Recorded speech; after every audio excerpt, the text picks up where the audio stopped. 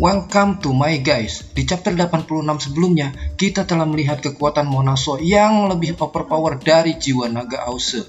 Apakah di chapter kali ini akan ada kejutan? Tentu saja, karena di chapter 87 dan 88 yang saya jadikan satu video ini, kita akan melihat banyak yang mengejutkan. Dan akan kita saksikan setelah yang satu ini.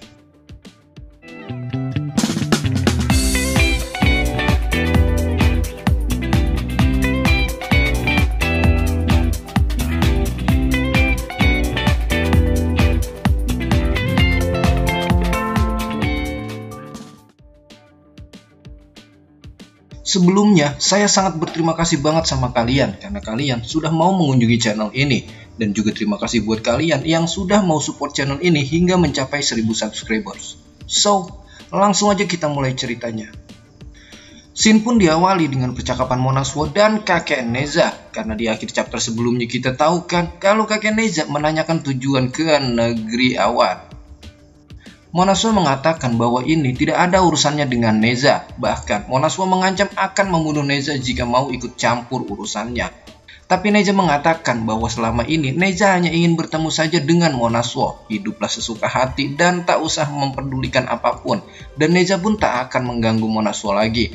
Kalau ada waktu barulah Neza kembali lagi untuk melihat Monaswo. Di sini Monaswo terpikirkan oleh kata-kata Neza tentang terbiasanya hidup berkelompok. Dan kita akan dialihkan ke laut utara lagi nih, Mang.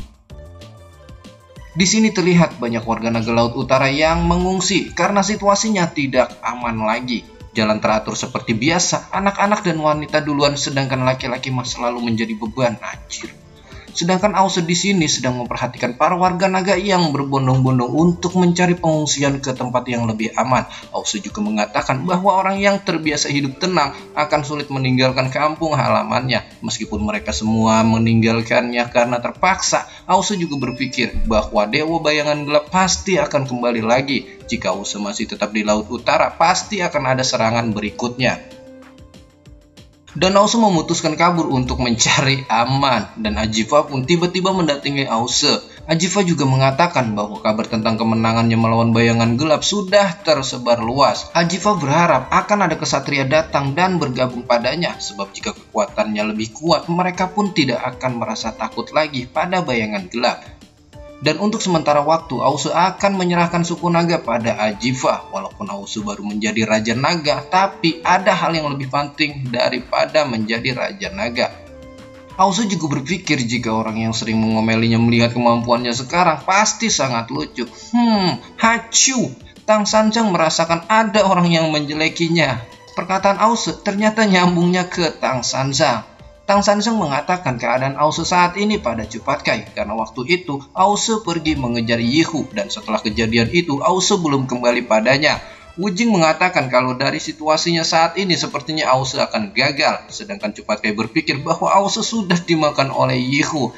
Tapi lain dengan Tang Sanjang yang sudah sangat mengenal sifat Ause. Karena Ause itu orangnya pengecut. Jika tidak menang pasti kabur untuk melarikan diri. Kalau kembali pada kita pasti akan takut kita marahi. Jadi dia lebih memilih untuk pergi meninggalkan tanggung jawabnya.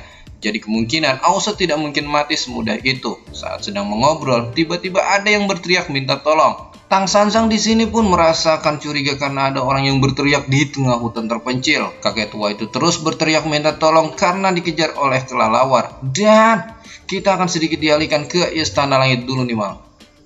Di sini terlihat pasukan Asura yang telah datang kembali untuk membawa mayat para teman-temannya yang tewas di medan perang. Gautama mengatakan bahwa Asura yang meninggal dalam perang akan berubah menjadi bintang. Sebagai dewa perang, mati dalam peperangan adalah kehormatan bagi mereka. Dan Yutao mengatakan bahwa Gautama sangat memahami tentang Asura. Gautama juga mengatakan bahwa dia pernah bertemu beberapa saat di kota Asura. Dan mereka lumayan baik kepada Gautama. Asura juga tidak pernah takut dengan mati. Mereka memiliki obsesi yang tidak bisa dimengerti dalam bertarung. Sedangkan untuk sisi lainnya, mereka sebenarnya sangat mirip dengan para dewa. Dan bagaimanapun asal-usul mereka sama dengannya. Gautama juga mengatakan Gautama juga mengatakan bahwa tak ada yang menginginkan perang selama ratusan tahun. Kalau Gautama bisa menyusup pasukan Asura, mungkin bisa melakukan sesuatu. Yutao pun menjawab bahwa jika Gautama melakukannya itu adalah hal yang sangat berbahaya. Gautama pun menyadari itu, tapi Gautama sudah memiliki rencana. Hanya saja rencananya ini tidak bisa dilakukan sendirian. Dan Gautama pun meminta bantuan kepada Yutao, dan Yutao harus berkorban sedikit. Sedangkan Yutao, dia sangat setuju asalkan bisa membantu Gautama. Dia tidak akan mundur, dan di sini terlihat para Asura yang masih mencari teman-temannya. Tiba-tiba datanglah Asura yang berhasil menangkap Yutao. Dan Mimin langsung kasih tahu aja deh, biar nggak pusing ya nantinya, bahwa Asura yang mengikat Yutao itu adalah penyamaran dari Gautama. Di sini terlihat ada salah satu prajurit yang menanyakan suku Asura baru itu, karena sebelumnya orang itu tidak pernah dilihatnya. Gautama pun mengatakan bahwa dia adalah prajurit tingkat 6 dan dia selalu ikut berperang. Gautama mengatakan bahwa dia telah melihat ada seseorang yang menyelinap dan dia langsung menangkapnya. Prajurit Asura pun mengatakan bahwa menangkap tawanan itu adalah jasa yang besar dan mereka pun segera pergi ke markas Asura. Dan kita akan dialihkan lagi ke rombongan Tang Sanzang. Di sini terlihat seorang kakek tua sedang berteriak minta tolong karena dikejar oleh kelelawar. Sedangkan Sawujing, Cupat Kai, dan Guru Tang hanya diam saja dan menyaksikan kakek tua itu. Guru Tang juga mengatakan bahwa kelihatannya memang sangat berbahaya karena siluman kelelawar yang mengejarnya pasti akan memakan kakek tua itu. Kakek tua itu sepertinya sangat bahagia melihat kedatangan Tang Sanzang dan langsung mengatakan terima kasih kepada langit dan bumi dan berteriak untuk segera ditolong. Sawujing mengatakan pada gurunya bahwa kakek tua itu sedang meminta bantuan pada kita. Kalau begitu, sebaiknya jangan ikut campur, ucap Guru Tang. Kakek tua itu juga mengatakan jika datang menolongnya, maka kakek tua itu akan memberikan imbalan yang besar dan tidak akan mengecewakan, karena dia adalah siluman pedagang di jalur monster. Kakek tua itu juga mengatakan bahwa dia mempunyai banyak barang berharga. Jika Guru Tang bersedia menolongnya, dia akan memberikan apapun kepada Guru Tang. Dan akhirnya Guru Tang itu pun menyuruh Cupat Kai untuk menolongnya. Cupat Kai pun langsung melompat dan mengusir para siluman kelelawar itu. Kakek tua itu pun merasa bahagia karena keselamatannya pasti akan membuat istri dan anaknya bahagia. Guru Tang mengatakan bahwa Guru Tang tidak pernah menjumpai siluman yang berdagang di jalur monster. Dan kakek tua itu pun mengatakan terima kasih karena sudah menolongnya. Dan sebagai ucapan terima kasihnya, kakek tua itu akan memberikannya hadiah.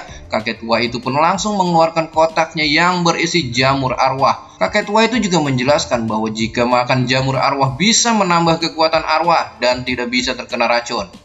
Krak! Tiba-tiba Guru Tang pun langsung mematahkan tangan kakek tua itu dan langsung mengeluarkan pukulan 1000 bayangan. Bambung. Guru Tang mengatakan bahwa dia sangat benci dengan aroma jamur. Guru Tang juga selalu kesal setiap kali mengingatnya. Kakek tua itu pun langsung terpental dan terluka parah sehingga berceceran darah di wajahnya. Cupat Kai mengatakan pada gurunya jika memang tidak menyukai jamur, seharusnya Guru Tang tidak perlu memukulnya dengan keras. Dan Guru Tang menjawab bahwa harus berhati-hati padanya. Ternyata kakek tua itu adalah Jenderal Langit Selatan, atau bisa kita kenal dengan Pirudaka ya, yang sebelumnya kita pernah bahas juga. Pirudaka mengatakan bahwa tangannya patah dan beberapa tulang di tubuhnya juga ikut. Pirudaka juga mengatakan bahwa tidak pernah ada orang yang memukulnya sampai mematahkan tulangnya. Pirudaka juga mengatakan bahwa Tang Sanzang adalah manusia rendahan. Guru Tang mengatakan bukannya waktu itu naga kuno sudah memenggal kepalanya. Pirudaka mengatakan bahwa dia memiliki teknik hebat untuk kabur dan tidak akan mudah jika ingin membunuhnya. Hanya saja hari ini dia merasakan ceroboh dan bisa terjebak oleh Tang Sanzang. Pirudaka terlihat sangat marah dan dia juga menanyakan bagaimana caranya Tang Sanzang bisa menyadari samarannya. Tang Sanzang mengatakan bahwa dia tidak menyadarinya. Tang Sanzang hanya memastikan saja dengan memukulnya. Jika memang Tang Sanzang salah pukul, berarti Tang Sanzang akan mengobatinya. Pirudaka mengatakan bahwa Tang Sanzang tidak bermoral karena sudah memukul orang sembarangan. Tang Sanzang juga mengatakan bahwa dia bisa selamat setelah beberapa tahun berkelana di jalur monster. Ini bukan masalah moral, hanya saja Guru Tang memiliki caranya sendiri untuk hidup. Guru Tang juga mengatakan bahwa Jenderal Langit Selatan sangat ditakuti di Istana Langit. Tapi jika sudah datang kepadanya, peraturannya pun sudah berbeda. Tang Sanzang tidak peduli dewa ataupun Jenderal Langit. Kalau berani datang ke hadapannya, siapapun akan dipukul sampai menjadi cacat. Gurutang pun langsung menyuruh Cupatkai untuk menghajarnya. Sambil melompat, Cupatkai mengatakan bahwa memukul anjing yang terluka sangat menyenangkan. Dan Cupatkai pun langsung merubah wujud menjadi Raja Babi tak terkalahkan. Cupatkai juga langsung memukulnya dengan garpu 9 giginya. Boom! Tapi Pirudaka berhasil menghindari serangan dari Cupatkai. Pirudaka pun langsung mengeluarkan senjatanya, yaitu pisau langit selatan. Dan dengan mudah Cupatkai bisa menangkis serangan pisau tanpa bayangan dari Pirudaka. Tak tinggal diam, Sawu Jing pun dengan gercep langsung menghunuskan pedangnya ke Pirudaka. Tapi lagi-lagi Pirudaka bisa menghindari serangannya. Pirudaka pun langsung memotong Sawu Jing dengan tangannya. Tapi bagian yang dipukul oleh Pirudaka sama sekali tidak bertenaga. Dan keluarlah tangan menghantam wajah Pirudaka. Ternyata Sawu Jing merubah tubuhnya menjadi pasir, dan Gurutang pun memukul Pirudaka dari bagian tubuh Sawu Jing yang telah dirubahnya menjadi pasir. Pirudaka pun lagi-lagi terluka. Pirudaka berpikir bahwa kelihatannya saja mereka biasa aja, tapi ternyata mereka sangat berselera dalam bertarung. Karena sudah terlalu meremehkan mereka, Pirudaka pun akhirnya malah terus-terusan diserang oleh Tang Sanzang. Tang Sanzang mengatakan bahwa Jenderal Langit Selatan kini menjadi sangat lemah. Sekarang kekuatannya berkurang cukup banyak. Satu tangannya tidak bisa dipakai lagi dan situasinya sangat tidak bagus untuk Jenderal Selatan. Dan Gurutang tidak akan segan-segan lagi untuk menghadapi dewa yang terperosok seperti Pirudaka. Pirudaka mengatakan bahwa Tang Sanzang memang benar tentang kondisinya saat ini, karena sudah dibuat putus asa oleh sekelompok sampah yang selalu diremehkannya. Tapi Pirudaka juga mengatakan bahwa dia tidak sepenuhnya gagal karena ada seseorang yang menerima hadiahnya dengan senang hati. Tang Sanzang mengatakan mau dihadiahkan untuk siapapun, Tang Sanzang tidak mau tahu dan tak mau peduli. Tapi Pirudaka mengatakan bahwa dia telah memberikan hadiahnya pada seekor kerbau gila yang kalau sudah marah besar tidak akan bisa dihentikan. Kalian tentu masih ingat kan waktu sebelumnya adik kerbau menolong kakek tua itu dari kejaran kelelawar. Adik kerbau telah menerima buah dewa dari Pirudaka dan adik kerbau memakannya. Bukan apa-apa, Mimin cuma mau ingetin aja, barangkali kalian ada yang lupa. Next, sekarang kita akan dialihkan ke perjalanan Wukong mencari Xiaoyu. Di sini Wukong sudah sampai di pegunungan penuh dengan lahar atau larva ya. Dan dari auranya Wukong bisa merasakan bahwa dia sudah dekat. Dari tempatnya saat ini Yehu dan Xiaoyu sudah tidak jauh lagi. Dan Wukong pun akan mempercepat langkahnya. Trang! Tiba-tiba ada siluman yang secara diam-diam menyerang Wukong. Wukong pun langsung mengibaskan toya emasnya dan berhasil mengenai siluman itu. Dan ternyata itu adalah adik kerbau. Adik kerbau pun langsung terpental karena terkena sapuan tongkat Wukong. Di sini akhirnya adik kerbau menemukan Wukong karena adik kerbau sudah susah payah mencarinya. Dan waktu itu juga Wukong dan Gurutang bersekongkol telah menipu adik kerbau. Wukong pun sudah bingung untuk menjelaskan dirinya. Adik kerbau juga sangat marah karena Wukong sudah menyangkalnya. Bukan cuma adik kerbau, tapi kita juga tahu kan bahwa tongkat emas Wukong itu hanya ada satu di dunia ini. Jadi Wukong tidak mungkin bisa menyangkalnya lagi. Tiba-tiba dari kepala adik kerbau pun ada bisikan gaib yang mengatakan bahwa Wukong adalah orang jahat. Bisikan gaib itu mengatakan bahwa Wukong adalah orang yang tak berperasaan. Adik kerbau pun langsung disuruh membunuh Wukong oleh bisikan gaib itu. Yang ternyata bisikan gaib itu adalah siluman parasit. Parasit itu juga mengatakan pada kerbau kalau kerbau harus meluapkan emosinya untuk membunuh Wukong. Dan push! Kerbau itu pun langsung berubah wujud dan memanggil energi padang rumput. Wukong berteriak untuk supaya jangan kehilangan kesadaran, karena siluman parasit bisa mengendalikan orang lain dengan kata-katanya. Kini energi kerbau pun sudah berkumpul dan langsung bersiap untuk menghajar Sun Wukong dan membunuhnya. Dan kita akan sedikit dialihkan lagi nih ke markas Asura. Di sini terlihat Yutao sedang ditempelkan besi panas sebagai tanda tahanan. Setelah selesai diberikan tanda, Yutao langsung dimasukkan ke dalam sel tahanan para sandera. Prajurit Asura juga mengatakan bahwa jarang-jarang ada tahanan dari Dewa Langit. Sebaiknya dipenggal kepalanya untuk membangkitkan semangat pasukan. Tapi semua itu biar rajalah yang memutuskannya. Akan ada ritual persembahan, jadi tidak perlu terburu-buru untuk memenggalnya. Di sini Yutao berpikir apa yang akan terjadi setelah ini. Karena sekarang dia telah dikurung oleh pasukan Asura. Tiba-tiba ada yang mengetuk pintu sel dari luar. Dia adalah Gautama yang menyamar menjadi prajurit Asura. Gautama mengatakan bahwa Yutao tidak perlu takut karena Gautama akan terus mengamatinya dari luar sel. Lagi pula, Asura memiliki cara sendiri untuk mengurus tahanan perang. Mereka tidak akan membunuh sembarangan, jadi tidak perlu ada yang dikhawatirkan. Kini, Gautama pun sudah berhasil masuk ke pasukan Raja Rahu atau kita sebut saja Raja Gila. Gautama juga mengatakan bahwa Yutao harus sedikit bersabar karena masih banyak yang harus dilakukan oleh Gautama. Jika kesempatannya sudah tiba, Gautama akan membebaskan Yutao, dan setelah Yutao pergi, harus segera kembali ke dunia langit dan menemui Dewa Guanyin Barbar. Dan Gautama pun pergi meninggalkan Yutao. Ada beberapa pasukan Asura yang menanyakan apa yang dilakukan Gautama di tempat tahanan.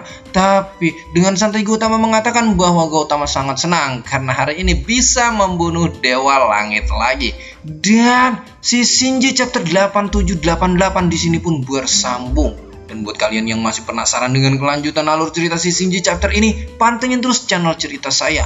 Jangan lupa buat pencet tombol subscribe dan aktifin loncengnya biar kalian gak ketinggalan keseruan lainnya dari cerita saya. Jangan lupa juga untuk tinggalkan like, karena dengan like kalian, Mimin cerita saya akan lebih semangat menghadirkan tentang video si Shinji chapter ini. Mimin di sini pamit dan bye-bye.